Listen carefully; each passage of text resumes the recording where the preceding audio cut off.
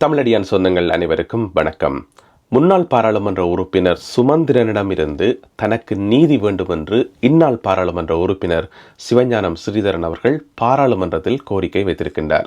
அது மட்டுமில்லாமல் முன்னாள் பாராளுமன்ற உறுப்பினர் சுமந்திரன் அவர்கள் அரசாங்கத்தினுடைய பேச்சாளர் போலவும் அரச புலனாய்வு துறையினுடைய பேச்சாளர் போலவும் செயல்படுகிறார் என பாராளுமன்றத்தில் முழங்கியிருக்கின்றார் பாராளுமன்ற உறுப்பினர் சிவஞானம் ஸ்ரீதரன் அவர்கள்.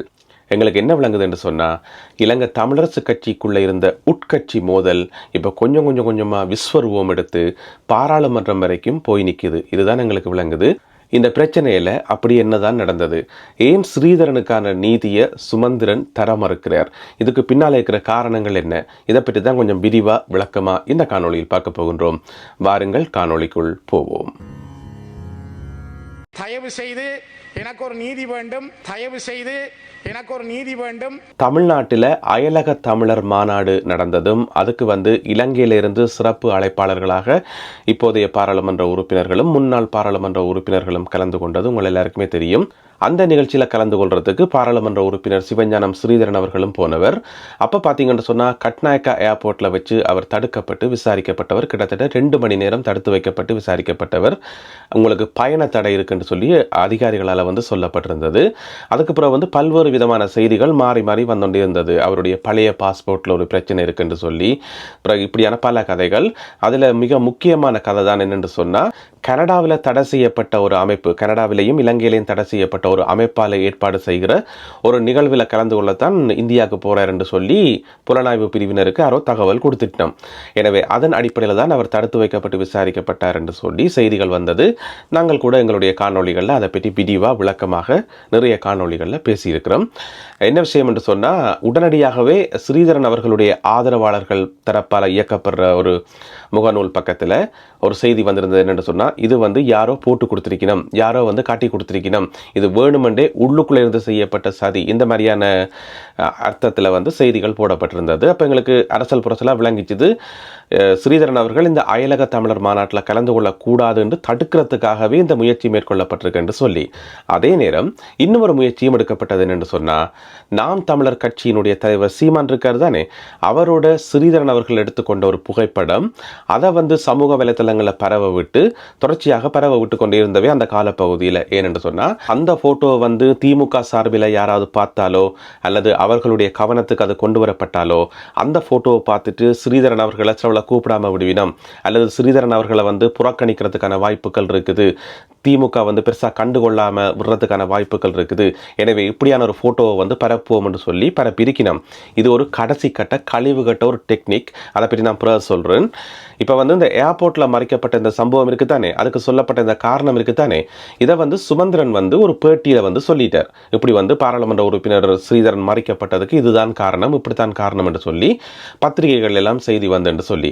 எனவே அதை சுட்டி காட்டித்தான் இன்றைக்கு பாராளுமன்றத்தில் உரையாற்றியிருக்கிறார் பாராளுமன்ற உறுப்பினர் சிவஞானம் ஸ்ரீதரன் அவர்கள். எப்படி சுமந்திரன் அவர்கள் இதை சொல்ல முடியும்? அவர் என்ன அரசாங்கத்தினுடைய பேச்சாளரா அல்லது அரச புலனாய்வு துறையினுடைய பேச்சாளரா? எனக்கு இதில் ஒரு நீதி வேண்டும்.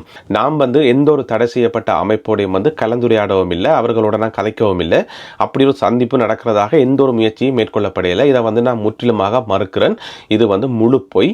இது இந்த கதையை சுமந்திரன் பரப்பி கொண்டிருக்கார் என்று சொல்லி பாராளுமன்ற உறுப்பினர் சிவஞானம் ஸ்ரீதரன் அவர்கள் அது சம்பந்தமான நிறைய ஆவணங்கள் எல்லாத்தையும் காட்டி இன்றைக்கு பாராளுமன்றத்தில் உரையாற்றி இருக்கிறார். அதோட ஸ்ரீதரன் அவர்கள் இன்னும் ஒரு கோரிக்கையை வச்சுக்காரு என்று சொன்னால், நீங்கள் சுமந்திரனை கூப்பிட்டு விசாரிப்பீங்களாக இருந்தால் நிறைய உண்மைகள் தெரிய வரும். ஏன்னு சொன்னால், சுமந்திரன் என்ன சொன்னவர், இந்த செய்தி பத்திரிகை ஒன்றில் வந்த செய்தி என்று சொல்லி சொன்னவர். எனவே ஸ்ரீதரன் சொல்றாரு என்னென்னு சொன்னால், நீங்கள் சுமந்திரனை கூப்பிட்டு விசாரிப்பீங்களாக இருந்தால் அந்த பத்திரிகை எது, அதுக்கு பின்னால் இருக்கிற ஆக்களார், அந்த ஆசிரியர் பீடமார், இந்த மாதிரி எல்லா உண்மைகளும் தெரிய வரும் என்று சொல்லி இன்றைக்கு பாராளுமன்றத்தில் உரையாற்றி இருக்கிறார். சரி, சுமந்திரன் குறிப்பிட்ட அந்த பத்திரிகை எது, அந்த பத்திரிகையில் வந்த செய்தி என்ன? இது ஒன்றும் பெரிய ராஜ ரகசியமோ அல்ல யாருக்குமே தெரியாத ரகசியமோ எதுவுமே இல்லை. யாழ்ப்பாணத்திலிருந்து வர ஒரு பத்திரிகை. யாழ்ப்பாணத்திலிருந்து காலமே ஒரு பதிப்பு, பின்னேரம் ஒரு பதிப்பு என்று வரக்கூடிய ஒரு பத்திரிகை தான் அது. அந்த பத்திரிகை பத்திரிகை வடிவத்தில் அச்சடிக்கப்பட்டு விநியோகிக்கப்படுதா இல்லையான்னு சொல்லி எனக்கு தெரியல. ஆனால் பேப்பர் வடிவத்தில், மின் வடிவத்தில் காலமே ஒருக்கா பின்னேரம் ஒருக்கா வரும். அந்த பத்திரிகைக்கு கனடாவோட ஏதோ நெருங்கிய தொடர்பு இருக்கணும் போல நடக்குது. ஏன்னு சொன்னால், அடிக்கடி கனடாவுக்கான சிறப்பிதழும் அந்த பத்திரிகையில் வாரது. அதில் தான் இந்த செய்தி முதல் முறையாக வந்தது. முதல் முறையாக மட்டும் இல்லாமல் அந்த பத்திரிகையில் மட்டும்தான் வந்திருக்கு நான் எனக்கு தெரிஞ்ச வரைக்கும். ஏன்னு சொன்னால் நான் எல்லா பத்திரிகையும் ஒவ்வொரு நாளும் படிக்கிறேன், வேறு எந்த ஒரு பத்திரிகையிலையும் அந்த மாதிரி நான் பார்க்கவே இல்லை. எனவே அந்த பத்திரிகையில் மட்டும்தான் இந்த ஒரு செய்தி வந்திருந்தது. இந்த மாதிரி கனடாவில் வந்து தடை செய்யப்பட்ட ஒரு அமைப்பு, அது இலங்கையிலையும் தடை செய்யப்பட்ட ஒரு அமைப்பு, அந்த அமைப்பு ஏற்பாடு செய்கிற ஒரு கூட்டத்தில் கலந்து கொள்ளத்தான் சிவஞானம் ஸ்ரீதரன் அவர்கள் இந்தியாவுக்கு போறார் என்று சொல்லி புலனாய்வு பிரிவுக்கு வந்து தகவல் கிடைச்சதாம். அதுக்கு பிறகுதான் இந்த விசாரணைகள் நடந்ததாம் என்று சொல்லி கணக்க தகவல்கள் வந்திருந்தது. அது சம்பந்தமாக நான் கூட ஒரு காணொலியில் வந்து விரிவாக விளக்கமாக சொல்லியிருந்தேன். நான் கனடாவில் இருக்கிற ஒரு பல்கலைக்கழகத்தைச் சேர்ந்த பேராசிரியர்கள் அந்த கூட்டத்தை நடத்தினமாம் என்று சொல்லி அது பெரிய கதையுண்டு. அது நீங்கள் எல்லாரும் ஏற்கனவே கேள்விப்பட்டிருப்பீங்கள். இப்போ இதைத்தான் சுமந்திரன் அவர்கள் தன்னுடைய பேட்டியில் வந்து சொல்லியிருக்கார். இப்போ எங்களுக்கு முன்னால் இருக்கிற முக்கியமான கேள்வி என்னென்று சொன்னால், அந்த குறிப்பிட்ட பத்திரிகைக்கு அந்த தகவலை சொன்னது யார்? இவ்வளோ பெரிய ஒரு தகவலை, கனடாவிலிருந்து சம்பந்தப்பட்ட ஒரு பெரிய தகவலை வந்து அந்த பத்திரிகைக்கு சொன்னது யாருன்றதான் இப்போ முக்கியமான கேள்வி. எனவே பாராளுமன்ற உறுப்பினர் சிவஞானம் ஸ்ரீதரன் அவர்கள் அந்த பத்திரிகைக்கு எதிராக ஒரு வழக்கு போடுவாராக இருந்தால் அந்த உண்மை வெளியில் வரும். அது மட்டும் இல்லாமல் ஸ்ரீதரன் அவர்களை பற்றின இன்னும் ஒரு செய்தியையும் அந்த பத்திரிகை தான் வெளியிட்டது. அதுவும் ஒரு முக்கியமான செய்தி என்னென்று சொன்னால், பாராளுமன்றத்தில் வந்து சாணக்கியன் தனக்கு பக்கத்தில் இருக்கக்கூடாது, அவரை தூக்கி பின்னுக்கு போடுங்கன்னு சொல்லி பாராளுமன்ற செயலாளருக்கு வந்து ஸ்ரீதரன் அவர்கள் ஒரு கடிதம் எழுதினவர் என்று சொல்லி ஒரு செய்தி வந்தது தானே. அந்த செய்தியையும் வந்து அந்த பத்திரிகை தான் வெளியிட்டிருந்தது. எனவே பாராளுமன்ற உறுப்பினர் சிவஞானம் ஸ்ரீதரன் அவர்கள் அந்த பத்திரிகைக்கு எதிராக ஒரு வழக்கு போடுவாராக இருந்தால் நிறைய உண்மைகள் தெரிய வரும். ஆனால் ஸ்ரீதரன் அவர்கள் அப்படியான ஒரு முயற்சியில் வந்து இறங்க மாட்டார். ஏனென்று சொன்னால், ஸ்ரீதரன் வந்து அப்படி அந்த பத்திரிகைக்கு எதிராக வழக்கு போட்டால் அந்த பத்திரிகை சார்பாக சுமந்திரன் உடனடியாக களத்தில் இறங்குவார். அந்த பத்திரிகையை காப்பாற்றுறதுக்கு அவர் களத்தில் இறங்குவார். ஏனென்று சொன்னால், அந்த பத்திரிகை வந்து பெரும்பாலும் வேலை செய்கிறதே சுமந்திரனுக்காகத்தான். இப்போ அந்த பத்திரிகையில் வந்த செய்தியை தானே சுமந்திரன் சொல்லிக்கார். ஒருவேளை பத்திரிகையினுடைய ஆசிரியரை கூப்பிட்டு கேட்டால் அவர் சொல்லக்கூடும், எங்களுக்கு இந்த தகவலை தந்ததே சுமந்திரன் தான் என்று சொல்லக்கூடும். ஏனென்று சொன்னால், அவர்கள் 2 பேரும் அவ்வளவு ஒட்டு. எங்களுக்கு என்ன விளங்குது என்று சொன்னால், இலங்கை தமிழரசு கட்சிக்குள் இருக்கிற உட்கட்சி மோதல், இன்னும் சரியாக சொல்கிறதா இருந்தால் சுமந்திரனுக்கும் ஸ்ரீதரனுக்கும் இடையிலான அந்த பிரச்சனை வந்து முத்தி வெடித்து இப்போ அடுத்த கட்ட நோக்கி நகர்ந்திருக்குன்னு தான் சொல்லணும். இனி இந்த பிரச்சனைக்கு ஒரு தீர்வு வருமானதே மிகப்பெரிய கேள்விக்குறி. இங்கே உள்ளூராட்சி சபை தேர்தல்கள் வந்து நெருங்கி வருது. அதுக்கு பிறகு மாகாண சபை தேர்தல் வருது. தமிழரசு கட்சி கடந்த காலங்களிலிருந்து ஏதாவது பாடங்களை கற்றுக்கொண்டதான்றது மிகப்பெரிய கேள்விக்குறி. இப்படியே உட்கட்சி மோதல்லையே வந்து அவர்களுடைய காலம் போயிடும் போல நடக்குது. ஆனால் இதில் நாங்கள் மறக்க முடியாத ஒரு உண்மை ஒன்று என்னென்று சொன்னால், இப்போ பாராளுமன்ற உறுப்பினர் சிவஞானம் ஸ்ரீதரன் அவர்கள் மேலே தனிப்பட்ட முறையில் விமர்சனங்கள் இருக்குது, குறைகள் இருக்குது, குற்றங்கள் இருக்குது. அவரை விமர்சிக்கிறதுக்கு நிறைய விஷயங்கள் இருக்குது. அது ஒரு பக்கம். ஆனால் இலங்கை தமிழரசு கட்சிக்குள்ளே வச்சு பார்க்கக்குள்ள, குறிப்பாக வந்து சுமந்திரன் அவர்களோட ஒப்பிட்டு பார்க்கக்குள்ள, பாராளுமன்ற உறுப்பினர் ஸ்ரீதரன் அவர்களுக்கா சுமந்திரன் அவர்களுக்கா செல்வாக்கு அதிகம் என்று கேட்டால் அது புள்ளி விவரங்களோடையே இருக்குது. கடந்த முறை தேர்தலை நீங்கள் பார்த்தாலே தெரியும், புள்ளி விவரங்களோடையே இருக்குது யாருக்கு செல்வாக்கு அதிகம் என்று சொல்லி. எனவே இலங்கை தமிழரசு கட்சிக்குள்ள வந்து ஸ்ரீதரன் அவர்கள் தொடர்ச்சியாக ஓரங்கட்டப்படுவாராக இருந்தால், அவர் மேல தொடர்ச்சியாக இந்த மாதிரியான தாக்குதல்கள் நடத்தப்படுமாக இருந்தால், தொடர்ச்சியாக அவர் வந்து ஒதுக்கப்படுவாராக இருந்தால், அது இலங்கை தமிழரசு கட்சிக்குத்தான் கூடாது. இதில் நாங்கள் கவனிக்க வேண்டிய இன்னும் ஒரு முக்கியமான விஷயம் என்னென்னு சொன்னால், இலங்கை தமிழரசு கட்சிக்குள்ள இன்னும் நிறைய மூத்த உறுப்பினர்கள் எல்லாம் இருக்கணும் தானே.